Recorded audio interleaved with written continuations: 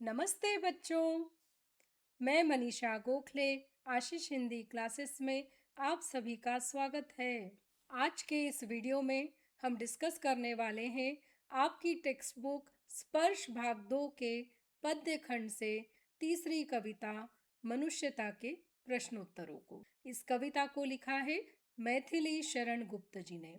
बच्चों, यदि आप मेरे वीडियोस देख रहे हैं और आपको मेरे वीडियोस पसंद आ रहे हैं और अभी तक आपने मेरे चैनल को सब्सक्राइब न किया हो तो ज़रूर सब्सक्राइब करें। आपके सब्सक्रिप्शन से मुझे मोटिवेशन मिलता है और नए वीडियोस बनाने के लिए।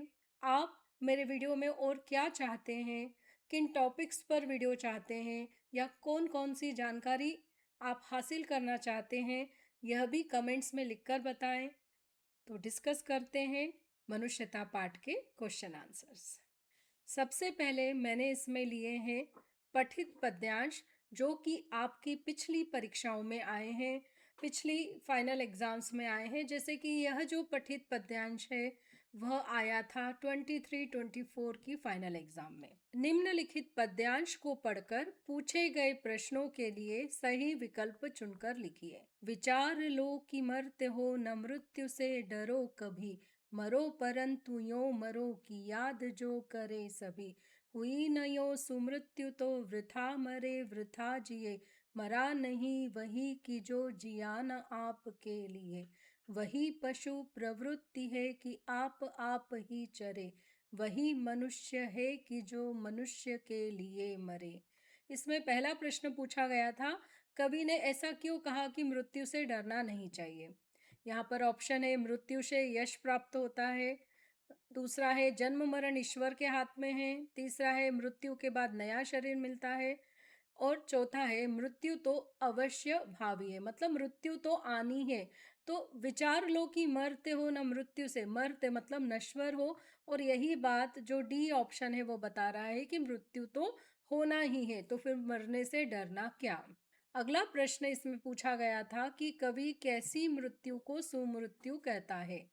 उसमें पहला ऑप्शन था बिना किसी पीड़ा के हुई मृत्यु के, दूसरा अपनों के हित प्राप्त होने वाली मृत्यु, मतलब अपने रिलेटिव्स अपने परिवार वालों के फायदे के लिए हुई मृत्यु, तीसरा महान उद्देश्य के लिए मरने वाले की मृत्यु, और चौथा स्वार्थ सिद्ध करते समय, मतलब अपना सेल्फ की इच्छा कोई पूरी करते समय मृत्यु। तो यह सही नहीं है, सही होगा महान उद्देश्य, ग्रेट वर्क के लिए जब कोई व्यक्ति मरता है, दूसरों के लिए जब कोई व्यक्ति मरता है, तो वह मृत्यु सुमृत्यु कहलाती है। तीसरा प्रश्न है कैसी मृत्यु व्यर्थ है, किस मृत्यु को पोएट ने बेकार बताया है। देश हित प्राप्त होने वाली, ये तो अच्छी बात है, इसको व्यर्थ क्यों बोलेंगे, बेकार क्यों बोलेंगे। जिस मृत्यु को याद ना किया जाए, बिल्कुल। दूसरों के लिए संघर्ष करते हुए, ये तो अच्छी बात है ना, कि उसको तो सुमृत्यु कहा जाएगा। मृत्यु के बाद जो हमेशा याद रहे वह भी सुमृत्यु है। तो कौन सी मृत्यु बेकार होगी कि जिसमें व्यक्ति के मरने के बाद कोई उसे याद ना करे, क्योंकि उसने दूसरे के लिए कुछ अच्छा काम किया ही नहीं है। तो इसका सही उत्तर होगा बी। चौथा प्रश्न है पशु प्रवृत्ति क्या है। अपने लिए जीना खाना, दूसरों के लिए जीना खाना, ये तो मानवता है। परोपकार का भाव रखना, यह भी मानवता है। दूसरों की भावनाओं को ठेस पहुंचाना, पशु प्रवृत्ति में यहाँ पर सही होगा कि अपने लिए जीना खाना, मतलब केवल भावनाओं को ठेस पहुंचाना ही नहीं, यहाँ पर जीने में सभी बातें आ गई है कि आप अपने बारे में सोचते हैं। पांचवा है कौन सा या कौन से वाक्य पद्यांश से मेल खाता है या खाते हैं। पहला है उदार मनुष्य दूसरों के लिए जीता मरता है, बिल्कुल सही, यही इस कविता में कहा गया है। दूसरा पशु प्रवृत्ति को समझ के साथ अपनाना चाहिए, यह कभी बिल्कुल नहीं कह रहा है। मनुष्य जीवन की सार्थकता परोपकार में है, यह तो हर बार में हर स्टेंजा में कहा गया है। जीवन में कुछ पाने के लिए स्वार्थी होना पड़ता है, तो स्वार्थ की बात तो बिल्कुल नहीं हुई है। तो इसका सही उत्तर होगा जिसमें पहला और तीसरा हो, तो इसलिए हम ऑप्शन चुनेंगे सी। तो यह जो दूसरा पठित काव्यांश है इस पोयम से आया हुआ, वह आया था सीबीएसई के सैंपल पेपर 2024-25 में। सीबीएसई हर साल एग्ज़ाम के पॉइंट ऑफ व्यू से एक सैंपल पेपर रिलीज़ करता है, जिसमें कि आपको मार्किंग स्कीम समझ में आती है, क्वेश्चंस किस तरह के होंगे, क्या पैटर्न होगा, यह सब कुछ समझ में आता है। तो इस साल का जो सैम्पल पेपर है वह अभी रिलीज़ नहीं हुआ है। जैसे ही वह रिलीज़ होगा तो मैं उसके लिए एक अलग वीडियो बनाऊँगी। तो पहले हम इसे डिस्कस कर लेते हैं जो कि पुराने ईयर्स में आए हैं। चलो अभीष्ट मार्ग में सहर्ष खेलते हुए, विपत्ति विघ्न जो पड़े उन्हें ढकेलते हुए। घटे न हेल मेल हाँ बढ़े न भिन्नता कभी, अतर्क एक पंथ के सतर्क पंथ हो सभी। तभी समर्थ भाव है कि तारता हुआ तरे, वही मनुष्य है कि जो मनुष्य के लिए मरे। यहाँ पर पहला क प्रश्न पूछा गया है कि जीवन में निर्धारित लक्ष्य कैसे प्राप्त किया जा सकता है। संपर्क बढ़ाने से नहीं, केवल कांटेक्ट बढ़ाने से नहीं होगा, या उसके लिए साधन बढ़ाने से, मोर ज़्यादा से ज़्यादा फैसिलिटीज़ होके भी कुछ नहीं होगा। तीसरा है सतत प्रयत्नशील रहने से, मतलब कंटिन्यूअस एफर्ट लगाने से। हाँ, यह बिल्कुल सही है। लक्ष्य का ध्यान करने से, केवल उसके बारे में सोचने से भी कुछ नहीं होगा। तो सही उत्तर यहाँ पर होगा तीसरा, सतत प्रयत्नशील होने से, कंटिन्यूअस एफर्ट करने से ही आप अपने गोल को या अपने एम को प्राप्त कर सकते हैं। ख प्रश्न है, कवि को किस बात का डर है? बड़े न भिन्नता, हाँ कभी इस बात का डर है कवि को। भिन्नता मतलब दूरियां, डिफरेंसेस ना बढ़े। प्रेम कम होने की बात यहाँ पर कवि नहीं कर रहा है, सहयोग कम होने की बात नहीं कर रहा है, या एकता की भावना की बात नहीं कर रहा है कि दूरियां ना बढ़े, आपस में जो प्रेम है वह बढ़ता ही रहे पर दूरियां ना बढ़े। ग प्रश्न है, निम्नलिखित कथन ए तथा कारण आर को ध्यानपूर्वक पढ़िए। ए असर्शन है और आर रीजन है। उसके बाद दिए गए विकल्प में से कोई एक सही विकल्प चुनकर लिखिए। यहाँ पर अभिकथन या असर्शन है कि कवि मनुष्य के लिए मनुष्यता का होना अनिवार्य मानता है। बिल्कुल सही, कवि चाहता है कि मनुष्य वही है जिसमें कि मनुष्यता की भावना हो। इसके लिए कारण क्या कह रहा है कवि? मनुष्यता के लिए संतोष का होना आवश्यक नहीं है। नहीं, यह कारण कवि नहीं दे रहा है कि संतोष का होना आवश्यक नहीं है। तो यहाँ पर कथन तो सही है लेकिन कारण उसकी सही व्याख्या नहीं कर रहा है। अगला प्रश्न दिया है, कवि समर्थ भाव किसे मानता है? स्वार्थ भावना का सबल होना, मतलब उसका पावरफुल होना। स्वार्थ मतलब सेल्फिशनेस, सेल्फिश होने की भावना को और बढ़ाना। नहीं, ये नहीं कहता कवि। कार्य में सफलता तो मिलनी ही चाहिए, मानता है, लेकिन तारता हुआ तरे, मतलब अपने साथ दूसरों की भी सफलता होना चाहिए, जो कि इस ऑप्शन में नहीं है। कार्य के प्रति लगनशील होना, यह भी नहीं है समर्थ भाव। समर्थ भाव है कि स्वयं के साथ दूसरे को भी आगे बढ़ाना, मतलब खुद भी आगे बढ़ना और दूसरों को भी बढ़ाना। अतर्क एक पंथ के सतर्क पंथ हो सभी। इस पंक्ति का भाव है तर्कहीनता नहीं, भावुकता नहीं, नेगेटिविटी नहीं आना है, बल्कि पॉजिटिविटी लाना है। हमें दूसरों के साथ पॉजिटिव बिहेवियर करना है, और यही ये बात कही जा रही है कि कोई डिफरेंस ना रहे। एक और प्रश्न सीबीएसई के सैम्पल पेपर 2023-24 में आया था। तब कुछ एमसीक्यू क्वेश्चंस भी ऐड किए गए थे क्वेश्चन पेपर फॉर्मेट में। तो उसमें ही इस कविता से एक एमसीक्यू क्वेश्चन आया था कि निम्नलिखित कथनों पर विचार कीजिए और उपयुक्त कथन चुनिए। यहाँ पर पहला था, पशु प्रवृत्ति को बनाए रखना ही सुमृत्यु हो, तो नहीं, ये बात नहीं है। सच्ची मनुष्यता ही सुमृत्यु के समान है। सुमृत्यु वही है जिसमें व्यक्ति को कष्ट ना हो, ये भी बात नहीं की गई है। सुमृत्यु वही है जिसे मरने के बाद भी लोग याद करें। तो सुमृत्यु क्या है? जिसे लोग मरने के बाद याद करें। अगला देखते हैं, यह एक और पद्यांश इस कविता से आया था जो कि सैंपल पेपर 2022-23 में पूछा गया था। यहाँ पर भी सेम पद दिया गया था, चलो अभिष्ट मार्ग में सहर्ष खेलते हुए, विपत्ति विघ्न जो पड़े उन्हें ढकेलते हुए। घटे न हेल मेल हाँ बढ़े न भिन्नता कभी, अतर्क एक पंथ के सतर्क पंथ हो सभी। तभी समर्थ भाव है कि तारता हुआ तरे, वही मनुष्य है कि जो मनुष्य के लिए मरे। तो यहाँ पर कवि सभी को एक होकर चलने की प्रेरणा देते हैं। इससे ज्ञात होता है कि कवि किस बात के पक्षधर है। निरन्वय मतलब कोई भी कोऑर्डिनेशन नहीं होना, नहीं। समन्वय, हाँ समन्वय के पक्षधर है। क्रमान्वय नहीं, क्रम से चलना, ये बात भी नहीं कर रहे वो। दूरान्वय, दूर रहने की भी बात नहीं कर रहे वो।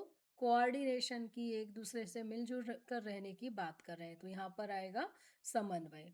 दूसरा, अभिष्ट मार्ग से तात्पर्य है स्वर्गगत मार्ग, प्रमाणित मार्ग, क्रीड़ा क्षेत्रीय मार्ग, मनोवांछित मार्ग। अभिष्ट मतलब मनोवांछित मार्ग होगा।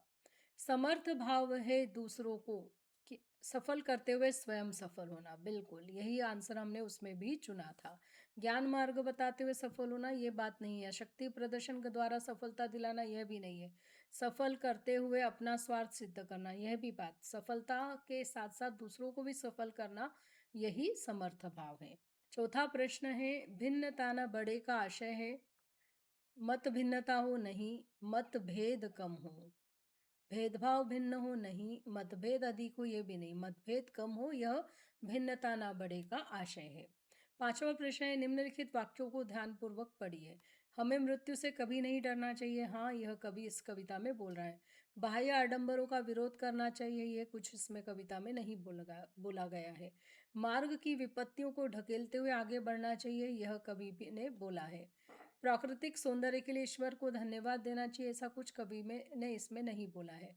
हमें अपने जीवन में सकारात्मक दृष्टिकोण अपनाना चाहिए, बिल्कुल यही कवि कह रहा है कि समन्वयवादी दृष्टिकोण होना चाहिए। तो अगर हम इस तरह से देखें तो पहला, तीसरा और पांचवा यह इसके सही उत्तर आएंगे। तो पद्यांश से मेल खाते वाक्यों के लिए उचित विकल्प चुनिए, तो हम इसमें चुनेंगे पहला, तीसरा और पांचवा। उसके बाद में अब हम बात करेंगे आपकी टेक्स्ट बुक में दिए गए जो क्वेश्चन आंसर्स हैं उनकी।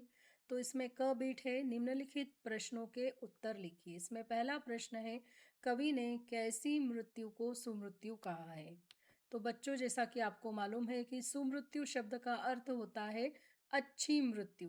तो कवि ने ऐसी मृत्यु को सुमृत्यु कहा है जब व्यक्ति को उसके मरने के बाद भी याद किया जाता है।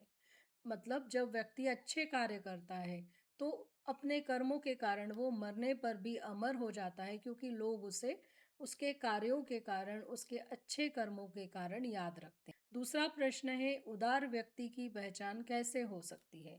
तो देखिए, उदार मतलब दयालु व्यक्ति। तो कवि के अनुसार उदार व्यक्ति के मन में दूसरों के प्रति दया, प्रेम और आत्मीयता का भाव होता है। वे अपने से पहले दूसरों के बारे में सोचते हैं। वो सारे संसार को एक परिवार की तरह समझते हैं और दूसरों के लिए अपना तन, मन और धन सब कुछ न्यौछावर करने के लिए तैयार रहते हैं। ऐसे उदार व्यक्ति पर सभी गर्व करते हैं और संसार में उनकी पूजा की जाती है। किताबों में भी उनका ही वर्णन होता है। तीसरा प्रश्न है, कवि ने दधीची, कर्ण आदि महान व्यक्तियों का उदाहरण देकर मनुष्यता के लिए क्या संदेश दिया है। तो देखिए, इन सब का एग्जाम्पल उन्होंने इसलिए दिया है क्योंकि जिस तरह इन लोगों ने अपने जीवन से अधिक दूसरों को महत्व दिया और परोपकार के लिए अपना जीवन भी दान कर दिया, उसी तरह हमें भी मनुष्यता के लिए अपनी जान की परवाह नहीं करना चाहिए। दूसरों की भलाई के लिए अपना सब कुछ त्याग करना चाहिए, क्योंकि ये जो हमारा शरीर है वो नश्वर है, इसलिए हमें मृत्यु से डरना नहीं चाहिए। परोपकार के लिए उसे गले लगाने से भी घबराना नहीं चाहिए। चौथा प्रश्न है, कवि ने किन पंक्तियों में यह व्यक्त किया है कि हमें गर्व रहित जीवन व्यतीत करना चाहिए। जब कवि कहते हैं कि रहो न भूल के कभी मदांध तुच्छ वित्त में, सनाथ जान आपको करो न गर्व चित्त में। तो कवि यहाँ पर कह रहे कि कभी भी हमें धन और परिवार पर अहंकार नहीं करना चाहिए। स्वयं सनाथ हैं और दूसरों को बेसहारा मानकर गर्व नहीं करना चाहिए, क्योंकि इस संसार में कोई भी अनाथ नहीं है, क्योंकि ईश्वर सभी के साथ है। तो इसलिए हमें धन का या इन बातों का, सांसारिक बातों का गर्व नहीं करना चाहिए। पांचवा प्रश्न है, मनुष्य मात्र बंधु है से आप क्या समझते हैं, स्पष्ट कीजिए।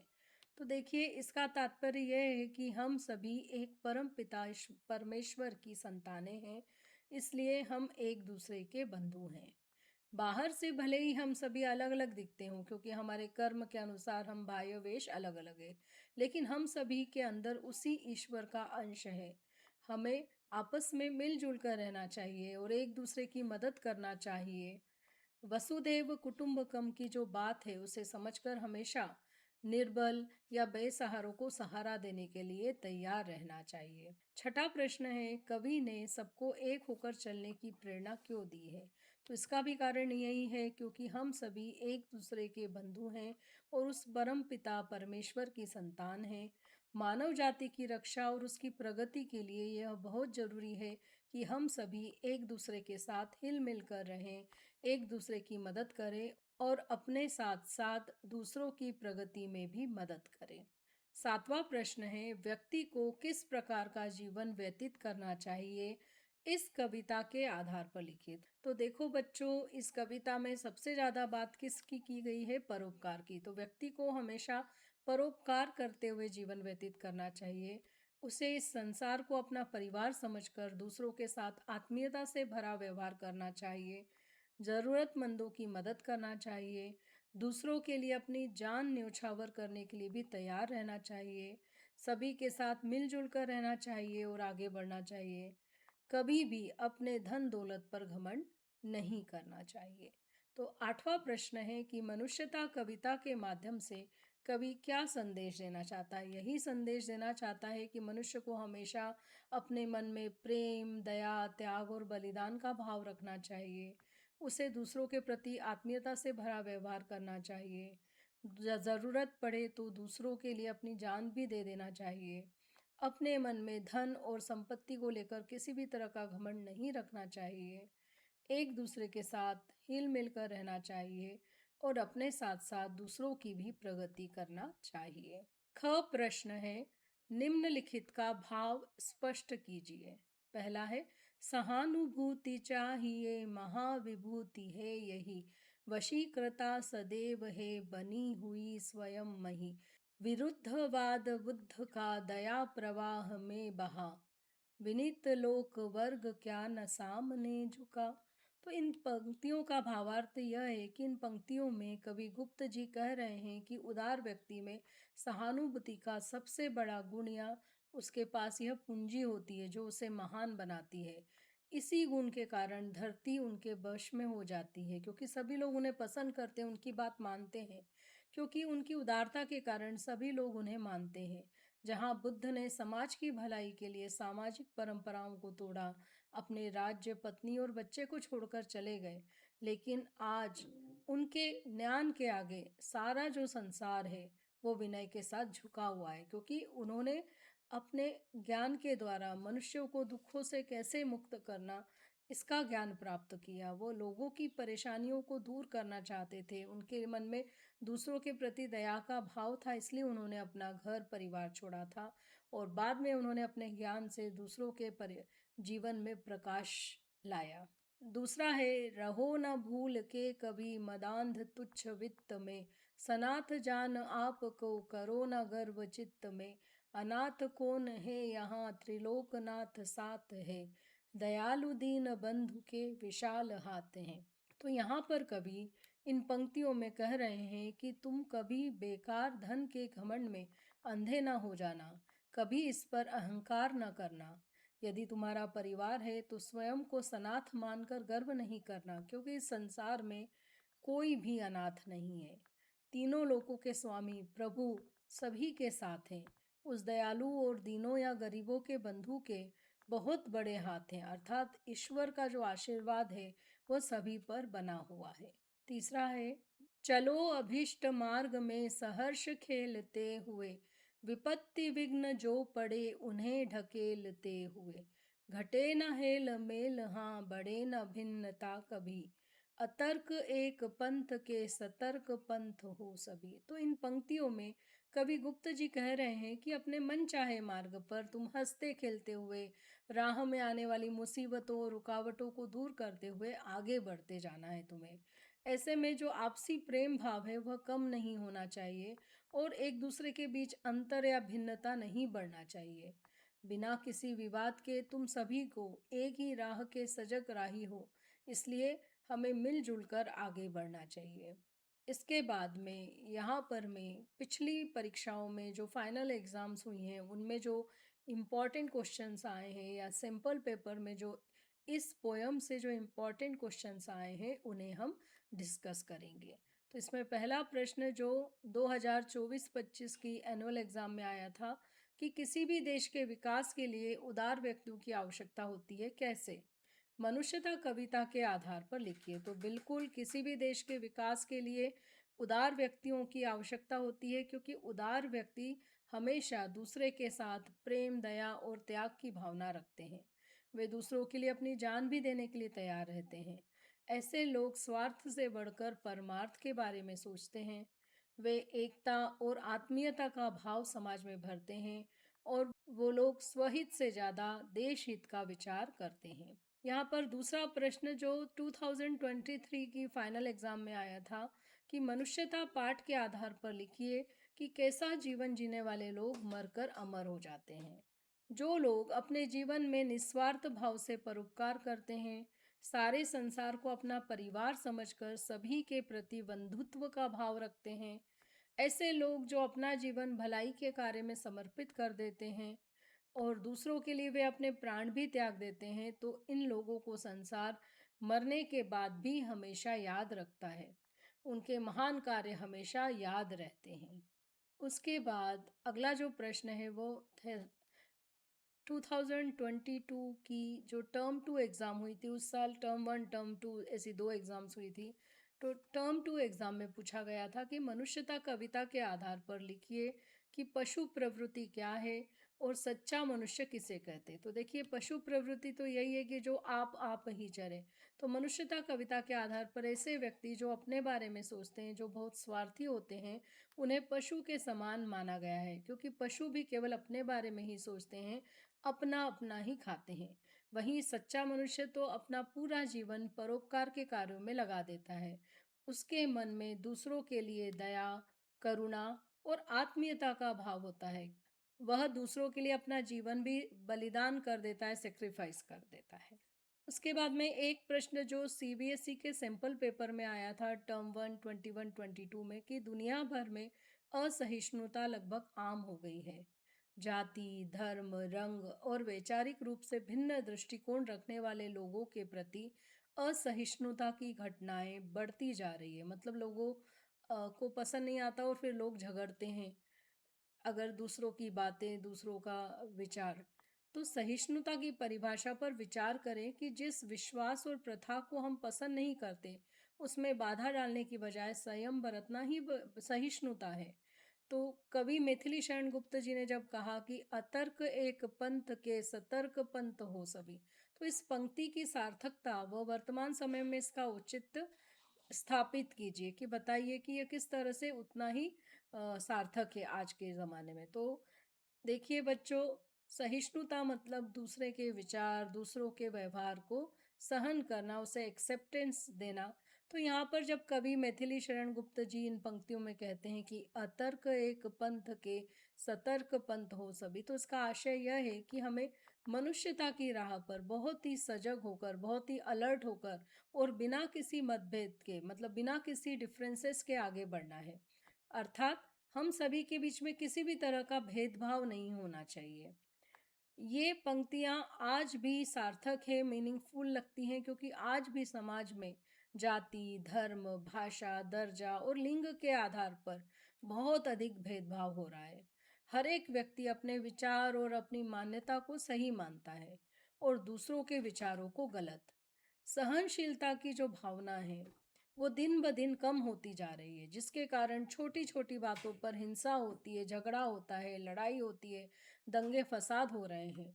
तो आज हमें दूसरों के भिन्न मतों, विचारों और परंपराओं को समझने और सम्मान देने की आवश्यकता है। तो इस दृष्टिकोण से इनकी यह जो पंक्ति है वह आज भी सार्थक लगती है। अगले वीडियो में एक नए टॉपिक के साथ फिर मिलेंगे। तब तक के लिए धन्यवाद।